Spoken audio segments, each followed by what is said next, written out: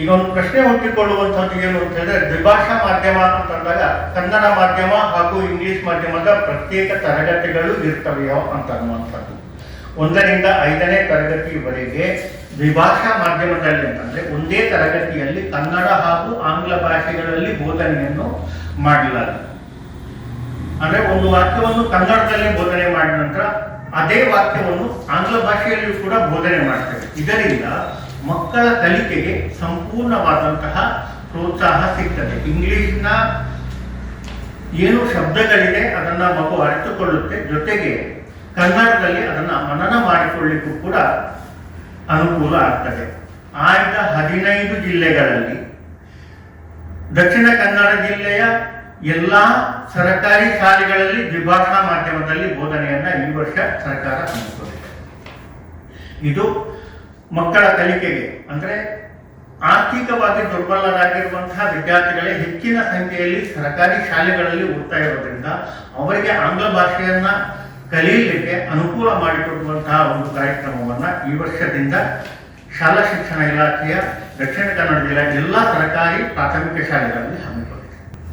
ಇನ್ನು ಸರ್ಕಾರಿ ಶಾಲೆಯಲ್ಲಿ ಕಲಿತಾ ಇರುವಂತಹ ವಿದ್ಯಾರ್ಥಿಗಳಿಗೆ ಅಕ್ಷರ ದಾಸೋಹ, ಕ್ಷೀರಭಾಗ್ಯ ಯೋಜನೆಗಳು, ಅಕ್ಷರ ದಾಸೋಹದ ಬಿಸಿಯೂಟ ಸೌಲಭ್ಯ ವಾರದ 6 ದಿನ, ಕ್ಷೀರಭಾಗ್ಯ ಸೋಮವಾರದಿಂದ ಶುಕ್ರವಾರದವರೆಗೆ 5 ದಿನ, ಕ್ಷೀರಭಾಗ್ಯದಲ್ಲಿ ಪೌಷ್ಟಿಕಾಂಶವನ್ನ ಒಳಗೊಂಡಿರುವಂತಹ ರಾಗಿ ಮಾಲ್ಟ್ನ ವಾರದ 5 ದಿನವೂ ಕೂಡ ನೀಡಲಾಗ್ತದೆ.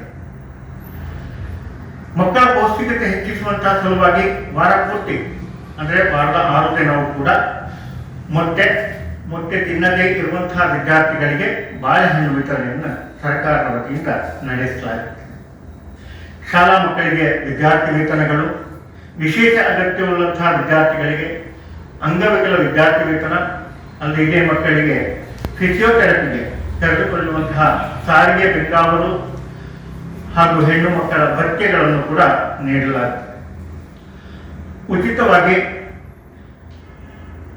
ಸ್ಯಾಂಡಲ್ ಅಥವಾ ಶೂ ಸಾಕ್ಸ್, ವಿದ್ಯಾರ್ಥಿಗಳ ಏಳಿಗೆಗಾಗಿ ಪ್ರತಿಭಾ ಕಾರಂಜಿ, ಕ್ರೀಡಾಕೂಟಗಳು, ಬುನಾದಿ ಸಾಕ್ಷರತೆ, ಸಂಖ್ಯಾಜ್ಞಾನ ಬಲಪಡಿಸಲಿಕ್ಕೆ FLN ಕಲಿಕೆಯಲ್ಲೇ ಹಿಂದೆ ಉಳಿಯುವಂತಹ ವಿದ್ಯಾರ್ಥಿಗಳಿಗಾಗಿ ಕಲಿಕಾ ಹಬ್ಬವನ್ನು ನಾವು ಆಯೋಜಿಸ್ತಾ ಇದ್ದೇವೆ. ಎಲ್ಲ ವಿದ್ಯಾರ್ಥಿಗಳ ಆರೋಗ್ಯ ತಪಾಸಣೆಯನ್ನು ಉಚಿತವಾಗಿ ನಡೆಸಲಾಗುತ್ತದೆ. ಮಕ್ಕಳಿಗೆ ಕಬ್ಬಿಣಾಂಶದ ಹಾಗೂ ವಿಟಮಿನ್ ಮಾತ್ರೆಗಳನ್ನು ವಿತರಿಸಲಾಗುತ್ತೆ. ಜಂತು ಹುಳದ ಮಾತ್ರೆಗಳನ್ನು ವರ್ಷದಲ್ಲಿ 2 ಸಲ ಡಿವಾರ್ಮಿಂಗ್ ಡೇ ಅಂತ ಅನ್ನುವಂತಹ ಒಂದು ನಿಟ್ಟಿನಲ್ಲಿ ವರ್ಷದಲ್ಲಿ 2 ಸಲ ನೀಡಲಾಗ್ತದೆ. ವಿದ್ಯಾರ್ಥಿನಿಯರಿಗೆ ಉಚಿತವಾಗಿ ಶುಚಿ ನ್ಯಾಪ್ಕಿನ್ಗಳನ್ನು ವಿತರಿಸಲಾಗುತ್ತೆ. ಶಾಲೆಗಳಲ್ಲಿ ಶುದ್ಧವಾದಂತಹ ಕುಡಿಯುವ ನೀರಿನ ಘಟಕಗಳನ್ನು ಆಯೋಜಿಸಲಾಗಿದೆ. ಇಕೋ ಕ್ಲಬ್ ಮೂಲಕ ಪರಿಸರ ಸಂರಕ್ಷಣೆಯ ಒಂದು ಕಾರ್ಯಕ್ರಮಗಳನ್ನು ಕೂಡ ಎಲ್ಲ ಸರ್ಕಾರಿ ಶಾಲೆಗಳಲ್ಲಿ ಹಮ್ಮಿಕೊಳ್ಳಲಾಗ್ತಾ ಇದೆ. SDMC ಸಮಿತಿ, ಹಳೆ ವಿದ್ಯಾರ್ಥಿ ಸಂಘ ಶಾಲಾಭಿವೃದ್ಧಿ ಕಾರ್ಯಕ್ರಮಗಳನ್ನು ಸಾಮಾಜಿಕ ಅಂದ್ರೆ ಎಲ್ಲ ಒಂದು ಒಗ್ಗೂಡಿಸುವಿಕೆಯಿಂದ ನಡೆಸಲಾಗ್ತಾ ಇದೆ.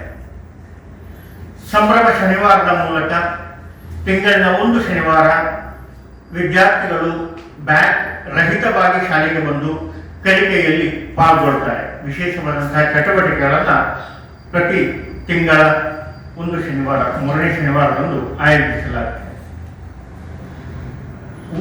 ಓದು ಆಂದೋಲನ, ಸ್ವಚ್ಛತಾ ಪಕ್ವಾಡ ಅಂದ್ರೆ ಈ ಸ್ವಚ್ಛತಾ ಪಕ್ವಾಡ ಅಂತಲೂ ನಮ್ಮ ವೈಯಕ್ತಿಕ ಸ್ವಚ್ಛತೆಯ ಅರಿವನ್ನ ಮೂಡಿಸುವಂತಹ ಕಾರ್ಯಕ್ರಮಗಳಾಗಿರ್ತವೆ.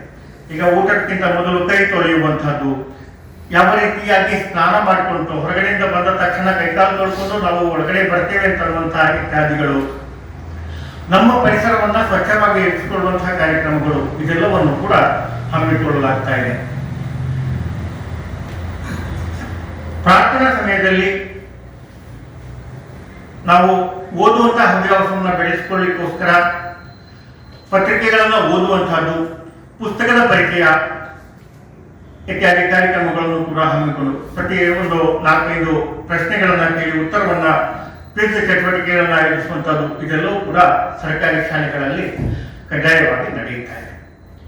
ಇದೆಲ್ಲದರ ಜೊತೆಗೆ ನಾವು ಕಲಿಕೆಯಲ್ಲಿ ಹಿಂದುಳಿದಿಲ್ಲ, ಸರ್ಕಾರಿ ಶಾಲೆಗಳ ಫಲಿತಾಂಶವೂ ಕೂಡ ಹಿಂದುಳಿದಿಲ್ಲ ಅಂತ ಅನ್ನುವಂಥದ್ದಕ್ಕೆ ನಮ್ಮ 10ನೇ ತರಗತಿಯ ಫಲಿತಾಂಶ, ನಾವು ಮುಖ್ಯವಾಗಿ ಅಳೆಯುವಂಥದ್ದು 10ನೇ ತರಗತಿಯ ಫಲಿತಾಂಶ ಬಂದಾಗ ನಮ್ಮ ಎಷ್ಟು ವಿದ್ಯಾರ್ಥಿಗಳು, ಎಷ್ಟು ಶಾಲೆಗಳು ಯಾವ ರೀತಿಯ ಫಲಿತಾಂಶವನ್ನು ದಾಖಲಿಸಿವೆ ಅಂತ ಅನ್ನುವಂಥದ್ದು. SSLCಯಲ್ಲಿ ಒಟ್ಟು ತಾಲೂಕು 98.05% ಫಲಿತಾಂಶವನ್ನು ದಾಖಲಿಸಿಕೊಂಡಿದೆ. ಸರ್ಕಾರಿ ಶಾಲೆಗಳಲ್ಲಿ 96% ಫಲಿತಾಂಶವನ್ನು ದಾಖಲಿಸುವ ಜೊತೆಗೆ ಅತಿ ಹೆಚ್ಚಿನ ಅಂದರೆ ಇಷ್ಟರವರೆಗಿನ ಒಂದು ದಾಖಲೆಯಲ್ಲಿ ಈ ವರ್ಷ ಅತಿ ಹೆಚ್ಚು ಫಲಿತಾಂಶವನ್ನು ದಾಖಲೆ ಮಾಡಿಕೊಂಡಿದೆ. 100% ಫಲಿತಾಂಶ ಬಂದಿರುವಂತಹ ಶಾಲೆಗಳ ಪೈಕಿಯಲ್ಲಿ ಒಟ್ಟು 23 ಸರ್ಕಾರಿ ಶಾಲೆಗಳಲ್ಲಿ 14 ಶಾಲೆಗಳು 100% ಫಲಿತಾಂಶವನ್ನು ದಾಖಲಿಸಿದೆ. ಅತಿ ಹೆಚ್ಚು ವಿದ್ಯಾರ್ಥಿಗಳ ಸಂಖ್ಯೆ ಇರುವಂತಹ ಅಂದರೆ 50-60 ವಿದ್ಯಾರ್ಥಿಗಳು ಸರ್ಕಾರಿ ಶಾಲೆ ಓದ್ತಾರೆ ಅಂತಹ ಶಾಲೆಗಳಲ್ಲೂ ಕೂಡ KPS ಕೆಯೂರು ಅದು 60ಕ್ಕಿಂತ ಹೆಚ್ಚು ವಿದ್ಯಾರ್ಥಿಗಳನ್ನು ಹೊಂದಿದ್ದು 100% ಫಲಿತಾಂಶವನ್ನು ದಾಖಲಿಸಿಕೊಂಡಿರುವಂಥದ್ದು. ಹಾಗೆ ಸವಣೂರು ಶಾಲೆ ಕೂಡ ಕಳೆದ ವರ್ಷ ನಮ್ಮ ಜಿಲ್ಲೆಯಲ್ಲಿ ಅತಿ ಹೆಚ್ಚು ವಿದ್ಯಾರ್ಥಿಗಳು ಸರ್ಕಾರಿ ಶಾಲೆಯಲ್ಲಿ 100% ಪಾಸಾಗಿರುವಂತಹ ಶಾಲೆಯಲ್ಲಿ ಆಯ್ಕೆಯಾಗಿ ಕಳೆದ ವರ್ಷ ಬಹುಮಾನವನ್ನು ಪಡೆದುಕೊಂಡಿದೆ. ಅಂತಹ ಶಾಲೆಗಳಲ್ಲಿ ನಮ್ಮ ಪುತ್ತೂರು ತಾಲೂಕಿನ ಕಿಯೂರು ಶಾಲೆ ಕೂಡ ಈ ವರ್ಷ ಸೇರಿಕೊಂಡಿದೆ. ಹಾಗೆ ಎಲ್ಲ ಶಾಲೆಗಳಲ್ಲಿ ಇದು ಸಾರ್ವಜನಿಕ ಈ ವರ್ಷ ನಾವು 1ನೇ ತರಗತಿಗೆ ಸೇರುವಂತಹ ವಿದ್ಯಾರ್ಥಿಗಳಲ್ಲಿ 5% ಎಲ್ಲ ಸರ್ಕಾರಿ ಶಾಲೆಗಳಲ್ಲಿ ಹೆಚ್ಚು ದಾಖಲಾತಿಯನ್ನ ಆಗಬೇಕು ಅಂತ ಅನ್ನುವಂತಹ ಗುರಿಯನ್ನು ನಾವು ಹೊಂದಿದ್ದೇವೆ. ಯಾಕಂತ ಹೇಳಿದ್ರೆ ಆಂಗ್ಲ ಮಾಧ್ಯಮ ಅಂದ್ರೆ ಇಂಗ್ಲಿಷ್ ಭಾಷೆಯನ್ನ ಹೆಚ್ಚು ಕಲಿಬೇಕು ನಮ್ಮ ಮಗು ಅಂತ ಅನ್ನುವಂತಹ ಆಕಾಂಕ್ಷೆ ಇರುವಂತಹ ಎಲ್ಲ ಪೋಷಕರಿಗೂ ಕೂಡ ದ್ವಿಭಾಷಾ ಮಾಧ್ಯಮದಲ್ಲಿ ಬೋಧನೆ ನಡೀತಾ ಇರುವಂತಹದ್ದು ಒಂದು ವರದಾನವಾಗಿ ಪರಿಣಮಿಸಬೇಕು ಅಂತ ಅನ್ನುವಂಥದ್ದು. ಶಾಲೆಗಳಲ್ಲಿ LKG ತರಗತಿಗಳನ್ನು ಕೂಡ ಪ್ರಾರಂಭಿಸಲಿಕ್ಕೆ ಅನುಮತಿಯನ್ನ ನೀಡ್ತಾ ಇದ್ದೇವೆ. ಒಟ್ಟು 23 ಸರ್ಕಾರಿ ಶಾಲೆಗಳಲ್ಲಿ ಸರ್ಕಾರದ ವತಿಯಿಂದಲೇ ಶಿಕ್ಷಕರನ್ನ ನೀಡಿ LKG UKG ತರಗತಿಗಳನ್ನು ನಡೆಸಲಾಗಿದೆ. ಅವರಿಗೆ ಕಳೆದ ವರ್ಷವರೆಗೆ ಆಹಾರ ಧಾನ್ಯಗಳನ್ನು ಅಂದರೆ ಬಿಸಿಯೂಟದ ಸೌಲಭ್ಯಗಳಿರಲಿಲ್ಲ. ಕಳೆದ ವರ್ಷ ಕೊನೆ ಹಂತಕ್ಕಾಗುವಾಗ ಅದನ್ನು ಕೂಡ ಅನುಮತಿಯನ್ನು ನೀಡಿದೆ. ಅದರಿಂದ ಆ ವಿದ್ಯಾರ್ಥಿಗಳು ಕೂಡ ಮೊಟ್ಟೆ, ಬಾಳೆಹಣ್ಣು, ಪೌಷ್ಟಿಕಾಂಶಗಳು ಇತ್ಯಾದಿಗಳನ್ನು ಎಲ್ಲವನ್ನೂ ಕೂಡ ಸರ್ಕಾರದ ವತಿಯಿಂದ ವಿತರಿಸಲಾಗುತ್ತದೆ. ಹಾಗೆ KPS ಹಾಗೂ PMC ಶಾಲೆಗಳು, ನಮ್ಮಲ್ಲಿ KPS 2 ಶಾಲೆಗಳಿದೆ ಹಾಗೂ PMC 3 ಶಾಲೆಗಳಿದೆ. KPS ಇರುವಂತಹದ್ದು ಕರ್ನಾಟಕ ಪಬ್ಲಿಕ್ ಸ್ಕೂಲ್ ಅಂತ, ಒಂದು ಕುಮ್ರಾ ಹಾಗೂ ಇನ್ನೊಂದು ಕೆಯೂರು, ಈ 2 KPS ಶಾಲೆಗಳಿದೆ. PMC ಶಾಲೆಗಳು 3, ಒಂದು PMC ಶಾಲೆ ವೀರಮಂಗಲ, PMC ಶಾಲೆ ನೆಲ್ಯಾಡಿ ಹಾಗೂ PMC ಶಾಲೆ ಕೆಮ್ಮಿಗೆ. ಪ್ರಧಾನಮಂತ್ರಿ ಶ್ರೀ ಶಾಲೆಗಳು ಅಂತ. ಇದು ಕೇಂದ್ರ PMC ಶಾಲೆಗಳು ಕೇಂದ್ರ ಸರ್ಕಾರದಿಂದ ನೇರವಾಗಿ ಅನುದಾನಗಳನ್ನ ಬಿಡುಗಡೆಯಾಗಿ ಅಲ್ಲಿಂದ ಅದಕ್ಕೆ ಹೆಚ್ಚುವರಿ ಸೌಲಭ್ಯಗಳನ್ನು ನೀಡಲಾಗಿದೆ. PMC ಶಾಲೆಗಳಲ್ಲಿ ಹೆಚ್ಚುವರಿ ಸೌಲಭ್ಯ ಅಂತಂದ್ರೆ ಅಲ್ಲಿ ಈಗ ಯೋಗ ಶಿಕ್ಷಣ, ಸಂಗೀತ, ಭರತನಾಟ್ಯ ಹಾಗೂ ಕರಾಟೆ ತರಬೇತಿಗಳು, ಇದಕ್ಕೆ ಶಿಕ್ಷಕರನ್ನ ಸರ್ಕಾರದ ವತಿಯಿಂದ ಹೆಚ್ಚುವರಿಗೆ ನಾವು ಹೇಗೆ ಅತಿಥಿ ಶಿಕ್ಷಕರನ್ನು ನೇಮಿಸಿಕೊಳ್ತೀವೋ ಹಾಗೆ ಅಲ್ಲಿ ಹೆಚ್ಚುವರಿಯಾಗಿ ಆ ಶಿಕ್ಷಕರನ್ನ ಕೇಂದ್ರ ಸರ್ಕಾರದ ಅನುದಾನದಿಂದ ಗಳಿಸಲಾಗುತ್ತೆ. ಅವರನ್ನ ನೇಮಿಸಿ ಆ ಒಂದು ಸೌಲಭ್ಯವನ್ನು ಕೂಡ ಆ ವಿದ್ಯಾರ್ಥಿಗಳಿಗೆ ನೀಡಲಾಗುತ್ತೆ. ಇದರಿಂದ ಹೆಚ್ಚುವರಿ ಬೋಧನೆ ಕೂಡ ಅವರಿಗೆ ಅವಕಾಶಗಳು ಸಿಗ್ತವೆ. ಇದಕ್ಕೆ ಅವಕಾಶವನ್ನು ಕೇಂದ್ರ ಸರ್ಕಾರ ಮಾಡಿಕೊಟ್ಟಿದೆ. ಮುಂದೆ ಇನ್ನು ಅದರ ಮೂಲಭೂತ ಸೌಲಭ್ಯಗಳಿಗೂ ಕೂಡ ಅನುದಾನಗಳನ್ನು ಕೇಂದ್ರ ಸರ್ಕಾರ ಬಿಡುಗಡೆ ಮಾಡಿದೆ. ಇದು ಅಲ್ಲಿ ಹೆಚ್ಚುವರಿಯಾಗಿ ಇರುವಂತಹ ಸೌಲಭ್ಯ. KPS ಶಾಲೆ ಹಾಗೂ PMC ಶಾಲೆಗಳಲ್ಲಿ ನಮ್ಮ ಶಿಕ್ಷಕರ ಕೊರತೆ ಎಷ್ಟಿದ್ರು ಕೂಡ ಆ ಶಾಲೆಗಳನ್ನ 100ಕ್ಕೆ 100 ಶಿಕ್ಷಕರನ್ನ ಅಲ್ಲಿ ಪೂರೈಸಬೇಕು ಅಂತನ್ನುವಂಥ ನಿಯಮಗಳು ಕೂಡ ಇದೆ. ಅದರಿಂದಾಗಿ ಹೆಚ್ಚುವರಿಯಾಗಿ ಅತಿಥಿ ಶಿಕ್ಷಕರನ್ನ ನೀಡುವಂತಹ ಸಂದರ್ಭದಲ್ಲಿ ಅಲ್ಲಿಯ ಸಂಪೂರ್ಣ ಪ್ರಮಾಣದ ಶಿಕ್ಷಕರನ್ನ ಆ ಶಾಲೆಗಳಿಗೆ ನೀಡಲಾಗಿದೆ. ಇದು ಈ ವರ್ಷದ ಮುಖ್ಯವಾದಂತಹ ನಮ್ಮ ಗುರಿ ಉದ್ದೇಶಗಳು. ಸರ್ಕಾರಿ ಪ್ರಾಥಮಿಕ ಶಾಲೆಗಳಲ್ಲಿ 210 ಶಿಕ್ಷಕರ ಕೊರತೆ ಇದೆ. ಅಷ್ಟು ಕಳೆದ ವರ್ಷ ನಾವು 201 ಜನ ಅತಿಥಿ ಶಿಕ್ಷಕರನ್ನ ನೇಮಿಸಿದ್ದೆವು. ಆ ನಿಟ್ಟಿನಲ್ಲಿ ಸಾಧಾರಣ ಹೆಚ್ಚಿನ ಸರ್ಕಾರಿ ಶಾಲೆಗಳಿಗೂ ಕೂಡ ಪೂರ್ಣವಾಗಿ, ಅಂದರೆ ಹಿಂದೆ 2 ವರ್ಷ ಹಿಂದೆವರೆಗೆ ಅತಿಥಿ ಶಿಕ್ಷಕರನ್ನು ನೇಮಿಸುವಾಗ ಆಗಸ್ಟ್ ತಿಂಗಳಾಗ್ತಿತ್ತು. ಆಗ ಜೂನ್ ಜುಲೈಯಲ್ಲಿ ತುಂಬಾ ತೊಂದರೆಗಳನ್ನು ಅನಿಸಿದ್ದು. ಕಳೆದ 2 ವರ್ಷಗಳಿಂದ ಶಾಲಾ ಪ್ರಾರಂಭಕ್ಕೆ ಅಂದರೆ ಜೂನ್ 1ರಿಂದಲೇ ಅತಿಥಿ ಶಿಕ್ಷಕರನ್ನ ನೇಮಿಸುವಂತಹ ಆದೇಶಗಳು ಬಂದಿರೋದ್ರಿಂದ ಕಳೆದ ವರ್ಷಗಳಲ್ಲಿ ಅಂತಹ ತೊಂದರೆಗಳು ಆಗಿರುವುದಿಲ್ಲ. ಅತಿಥಿ ಶಿಕ್ಷಕರನ್ನ ನೇಮಿಸಿ ಕಲಿಕೆ ಪೂರ್ಣಗೊಳಿಸಲಿಕ್ಕೆ ನಾವು ಪೂರ್ಣವಾದಂತಹ ಶ್ರಮವನ್ನು ನೀಡ್ತಾ ಇದೆ. ಸರ್ಕಾರ ಆ ನೇಮಕವನ್ನು ಮಾಡಿಸಲಿಕ್ಕೆ ಅವಕಾಶವನ್ನು ನೀಡ್ತಾ ಇದೆ. 210 ಅತಿಥಿ ಶಿಕ್ಷಕರು ಸಿಕ್ಕಿದ್ರೆ ಭರ್ತಿ ಆಗ್ತದೆ. ಈ ವರ್ಷ ಈಗ ಆ ನಂತರ ರಿಟೈರ್ ಆಗಿರುವಂತಹ ಸಂಖ್ಯೆಗಳನ್ನು ಸೇರಿಸಿಕೊಂಡು ಈ ವರ್ಷ ನಾವೀಗ ಬೇಡಿಕೆಯನ್ನು ಸಲ್ಲಿಸ್ತೇವೆ. ಅದು ಬಂದ ತಕ್ಷಣ ನಾವು ಅದನ್ನು ನೇಮಿಸುವಂತಹ ಆದೇಶಗಳನ್ನು ಕೂಡ ಅದು ಸ್ಥಳೀಯ ಪ್ರಾಧಿಕಾರ ಅಂದರೆ SDMC ಹಾಗೂ ಮುಖ್ಯ ಶಿಕ್ಷಕರ ವತಿಯಿಂದ ಸ್ಥಳೀಯ ಶಿಕ್ಷಕರನ್ನು ನೇಮಿಸಿಕೊಳ್ಳಲಿಕ್ಕೆ ಅವಕಾಶಗಳಿರುತ್ತದೆ. ಆ ನಿಟ್ಟಿನಲ್ಲಿ ಆ ಒಂದು ಏನು ನಿಯಮಾವಳಿಇದೆ ಅದರ ಪ್ರಕಾರ ಅವರು ನೇಮಿಸಿಕೊಳ್ತಾರೆ. ಚಾವಣಿ ಸಮಸ್ಯೆ ಇರುವಂತಹ ಶಾಲೆಗಳು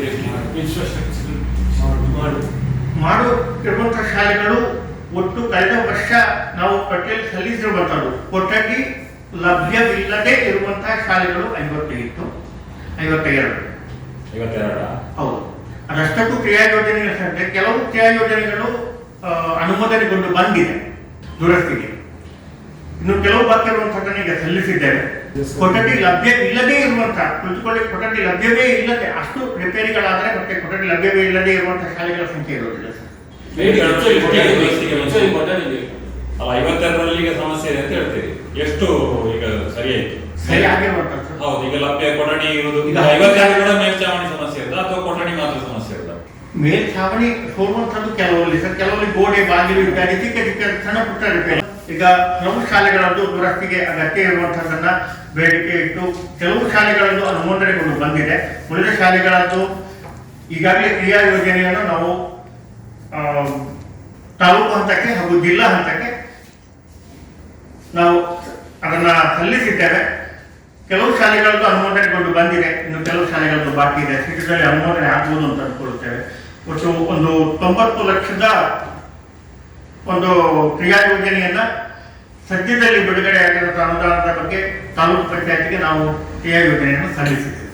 ಸರ್, ಈಗ LKG UKG 23 ಶಾಲೆಗಳಿಗೆ ಅಂತ ಹೇಳಿದ್ರಿ.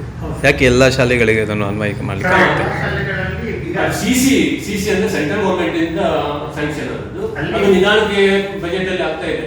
ಅಲ್ಲಿ ಒಂದು ಇದು ನಾರ್ಮ್ಸ್ ಇದೆ ಸರ್. ಅದರ ಪ್ರಕಾರ ಅಲ್ಲಿ ಅಂಗನವಾಡಿ ಕೇಂದ್ರ ಪ್ರಾಥಮಿಕ ಶಾಲೆಯ ಜೊತೆಗೆ ಇರಬಾರದು ಅಂತ ಹೇಳ್ತಾರೆ. ಅಂಗನವಾಡಿಗಳನ್ನು ಕೂಡ ಈಗ ಕಳೆದ ಬಜೆಟ್ ಇತ್ಯಾದಿಗಳಲ್ಲಿ ಘೋಷಿಸಿದ ಪ್ರಕಾರ ಅಂಗನವಾಡಿಗಳನ್ನ LKG UKG ಆಗಿ ಪರಿವರ್ತಿಸಬೇಕು ಅಂತ ಅನ್ನುವಂಥದ್ದಲ್ಲಿ ಪ್ರಸ್ತಾವನೆಗಳಿದೆ. ಒಂದು ವೇಳೆ ಶಾಲೆ ಹಾಗೂ ಇದರಲ್ಲಿ ಎರಡು ಸರ್ಕಾರಿ ಆದರೆ ಅಲ್ಲಿ ಪೈಪೋಟಿ ಆಗುವಂಥದ್ದು, ಅದು ಸರ್ಕಾರವೇ ನಡೆಸುವಂಥದ್ದು. ಎರಡಕ್ಕೂ ಮಕ್ಕಳು ಹಂಚಿಕೆ ಕಡಿಮೆ ಆಗ್ಬೋದು, ಆ ನಿಟ್ಟಿನಲ್ಲಿ ಇರ್ಬೋದು. ಅಂದರೆ ಎಲ್ಲಿ ಅಂಗನವಾಡಿಗಳು ಶಾಲಾ ಆವರಣದಲ್ಲೇ ಇಲ್ಲ ಅಂತ ಶಾಲೆಗಳಲ್ಲಿ LKG UKG ಈಗ ಪ್ರಪೋಸಲ್ನ ನಾವು ಕೊಡ್ತಾ ಇದ್ದೇವೆ. ಅದನ್ನು ಮಾತ್ರ ಕೇಳಿದ್ದಾರೆ. ಅಲ್ಲಿ ಒಂದು ವೇಳೆ ಅಂಗನವಾಡಿ ಕೇಂದ್ರಗಳು ಶಾಲಾ ಆವರಣದ ಒಳಗಡೆ ಇದ್ರೆ ಅದನ್ನ ಬಿಟ್ಟು ಪ್ರಪೋಸಲ್ ಕೊಡಿ ಅಂತ ಕೇಳಿದ್ದಾರೆ. ಈ ನಿಟ್ಟಿನಲ್ಲಿ ಹಾಗಾಗುತ್ತೆ. ಸುದ್ದಿ ಚಾನಲ್, ಕ್ಷಣ ಕ್ಷಣದ ಸುದ್ದಿಗಾಗಿ.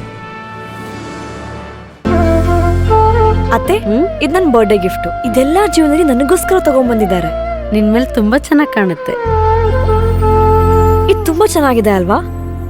ತುಂಬಾ ಚೆನ್ನಾಗಿದೆ.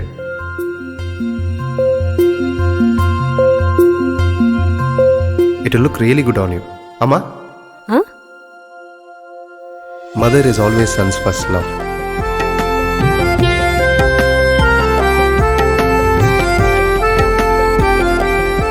ಪ್ರತಿ ಪೀಳಿಗೆಯ ಪ್ರೀತಿಯ ಮಳಿಗೆ GL ಆಚಾರ್ಯ ಜ್ಯುವೆಲರ್ಸ್.